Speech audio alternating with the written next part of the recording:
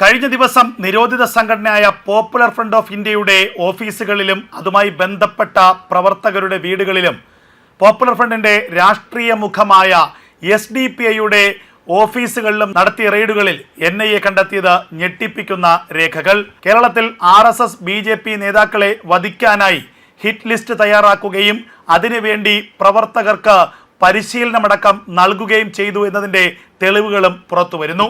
യോഗ പരിശീലനമടക്കമുള്ളവയുടെ മറവിൽ ആയുധ പരിശീലനമാണ് പോപ്പുലർ ഫ്രണ്ടിന്റെ പ്രവർത്തകർക്ക് നേതാക്കന്മാർ നൽകിയതെന്നുള്ള നിർണായകമായ കണ്ടെത്തലാണ് ഇപ്പോൾ NIA നടത്തിയത്.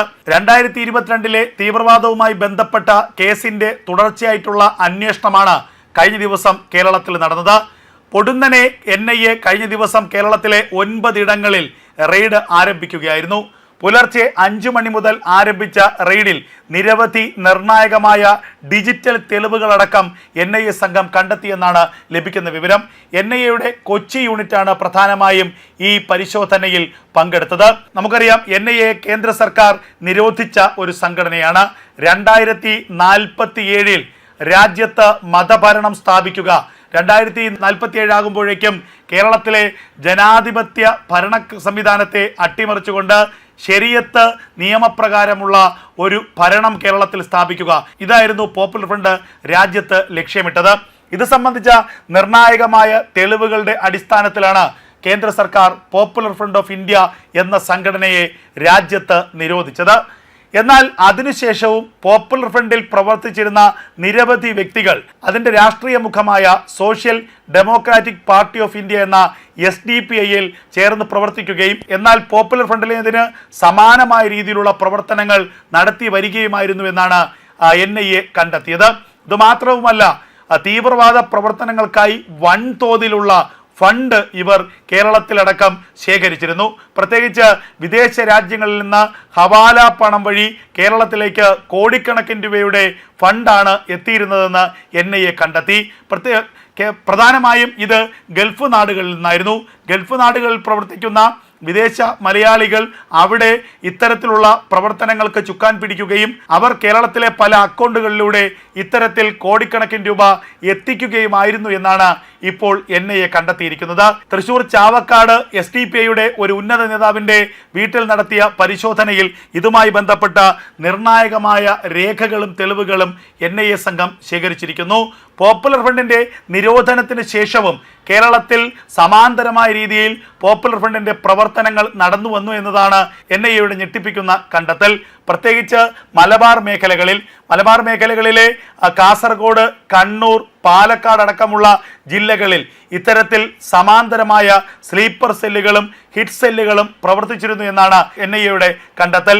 പ്രധാനമായും ഈ ഹിറ്റ് സ്ക്വാഡുകൾ ലക്ഷ്യമിട്ടത് കേരളത്തിൽ ചില RSS നേതാക്കന്മാരെ ഒപ്പം ചില BJP നേതാക്കന്മാരെ വധിക്കുക എന്നതായിരുന്നു. അതിലൂടെ കേരളത്തിലൊരു വർഗീയ കലാപമുണ്ടാക്കുക, വർഗീയ സംഘർഷമുണ്ടാക്കുക, അങ്ങനെ കേരളത്തിലെ സമാധാന അന്തരീക്ഷം പൂർണ്ണമായും ഇല്ലാതാക്കുക. ഇതായിരുന്നു പ്രധാനമായും ഈ ഹിറ്റ് സ്ക്വാഡുകളുടെ രൂപീകരണത്തിലൂടെ പോപ്പുലർ ഫ്രണ്ടിന്റെ നേതാക്കന്മാർ ശ്രമിച്ചത്. അത് കൃത്യമായി മനസ്സിലാക്കിയാണ് ഈ ശ്രമങ്ങളുടെ അടിവേര് തോണ്ടാൻ വേണ്ടിയുള്ള ശ്രമങ്ങൾ ഇപ്പോൾ NIA ആരംഭിച്ചിരിക്കുന്നത്.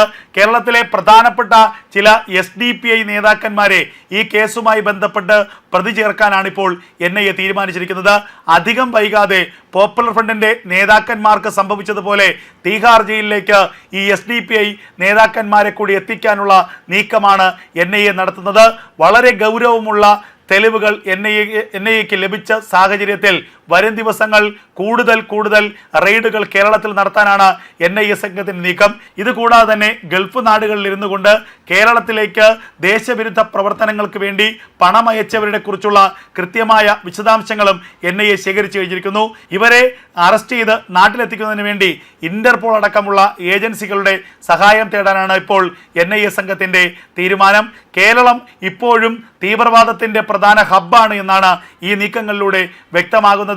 നേരത്തെ ഉത്തരേന്ത്യൻ സംസ്ഥാനങ്ങളിലടക്കം പോപ്പുലർ ഫ്രണ്ടിന്റെ പ്രവർത്തനങ്ങളെക്കുറിച്ച് അതുമായി ബന്ധപ്പെട്ട് വൻ റെയ്ഡുകൾ NIA സംഘം നടത്തിയിരുന്നു.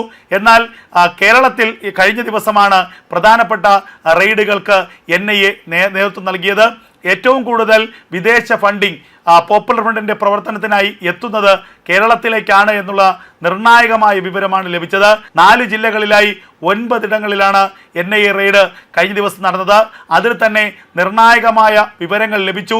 SDPIയുടെ പ്രധാനപ്പെട്ട നേതാക്കന്മാരിലേക്ക് അന്വേഷണം നീളുന്നു എന്നുള്ള വിവരങ്ങളാണ് പുറത്തു വരുന്നത്. ദേശവിരുദ്ധ പ്രവർത്തനങ്ങൾക്കായി പണം ശേഖരിക്കുക, യുവാക്കൾക്ക് ആയുധ പരിശീലനം നൽകുക, കൊലപ്പെടുത്തേണ്ടവരുടെ പട്ടിക തയ്യാറാക്കി ഇവരെ വധിക്കുക തുടങ്ങിയ ആരോപണങ്ങളാണ് പ്രധാനമായും കഴിഞ്ഞ ദിവസം ചില SDPI നേതാക്കന്മാർക്കെതിരെ NIA കണ്ടെത്തിയിരിക്കുന്നത്. ഇതിനായി റിപ്പോർട്ടേഴ്സ് വിങ് പട്ടിക തയ്യാറാക്കി ആക്രമിക്കുക, ഇവരെ വധിക്കുക തുടങ്ങിയ ആരോപണങ്ങളാണ് പോപ്പുലർ ഫ്രണ്ട് ഓഫ് ഇന്ത്യ നേരിടുന്നത്. ഇതിനായി reporters wing, physical and training wing, service team അല്ലെങ്കിൽ ഹിറ്റ് ടീം എന്നിവയ്ക്ക് PFI രൂപം കൊടുത്തിരുന്നതായുള്ള വിവരങ്ങളാണ് പ്രധാനമായും ലഭിക്കുന്നത്. ഇതിൽ തന്നെ ഹിറ്റ് ടീമിനെ ഉപയോഗിച്ചുകൊണ്ട് എതിരാളികളെ ഉന്മൂലനം ചെയ്യുക എന്നുള്ള പദ്ധതി നടപ്പാക്കാനുള്ള വമ്പിച്ച നീക്കം കേരളത്തിൽ പോപ്പുലർ ഫ്രണ്ടിന്റെ നേതാക്കന്മാരും പ്രവർത്തകരും നടത്താൻ ശ്രമിച്ചിരുന്നതായുള്ള വിവരങ്ങൾ വരുന്നു. എന്തായാലും കേരളത്തിൽ പോപ്പുലർ ഫ്രണ്ടിന്റെ വേര് പൂർണ്ണമായും പിഴുതെറിയാൻ കഴിഞ്ഞിട്ടില്ല എന്നുള്ളതാണ് NIAയുടെ കഴിഞ്ഞ ദിവസങ്ങളിലെ റെയ്ഡുകളിലൂടെ വ്യക്തമാകുന്നത്. ഇപ്പോഴും പോപ്പുലർ ഫ്രണ്ടിന്റെ പ്രവർത്തനം കേരളത്തിലെ വിവിധ ജില്ലകളിൽ സമാന്തരമായി തന്നെ നടക്കുന്നുണ്ട്. SDPI എന്ന രാഷ്ട്രീയ പാർട്ടിയുടെ മറവിൽ നടത്തുന്നത് മുഴുവൻ പോപ്പുലർ ഫ്രണ്ടിന്റെ പ്രവർത്തനങ്ങളാണ്. അതുകൊണ്ട് തന്നെ SDPI എന്ന രാഷ്ട്രീയ പാർട്ടിയെ കൂടി നിരോധിക്കാനുള്ള നീക്കത്തിലേക്ക് NIA കടക്കുകയാണ്. നേരത്തെ തെരഞ്ഞെടുപ്പ് കമ്മീഷനിൽ രജിസ്റ്റർ ചെയ്തിട്ടുള്ള ഒരു രാഷ്ട്രീയ പാർട്ടി ആയതുകൊണ്ട് തന്നെ ഈ SDPIയെ നിരോധിക്കണമെങ്കിൽ ചില നിയമപരമായ നടപടിക്രമങ്ങൾ കൂടി പാലിക്കേണ്ടതുണ്ട്, പൂർത്തിയാക്കേണ്ടതുണ്ട് എന്നുള്ള സൂചനകളാണെന്ന് കേന്ദ്ര സർക്കാർ നൽകിയിരുന്നത്. ഇപ്പോൾ കേരളത്തിൽ നിന്ന് കണ്ടെത്തിയ തെളിവുകളുടെ കൂടി അടിസ്ഥാനത്തിൽ രാജ്യത്ത് SDPI എന്ന രാഷ്ട്രീയ പാർട്ടിയെ കൂടി തീവ്രവാദ പ്രവർത്തനങ്ങളുടെ പേരിൽ നിരോധിക്കാനുള്ള നീക്കത്തിലേക്ക് കേന്ദ്ര സർക്കാർ കടക്കുമെന്നുള്ള സൂചനകളാണ് പുറത്തു വരുന്നത്. എന്തായാലും കേരളത്തിലെ ഇടതു വലത് മുന്നണികൾ താലോലിക്കുന്ന SDPI എന്ന രാഷ്ട്രീയ പാർട്ടിക്ക് PFIയുടെ അതേ മുഖം തന്നെയാണ് എന്നുള്ളതാണ് NIA കണ്ടെത്തിയിരിക്കുന്ന തെളിവുകളിലൂടെ ഇപ്പോൾ വെളിപ്പെടുന്നത്.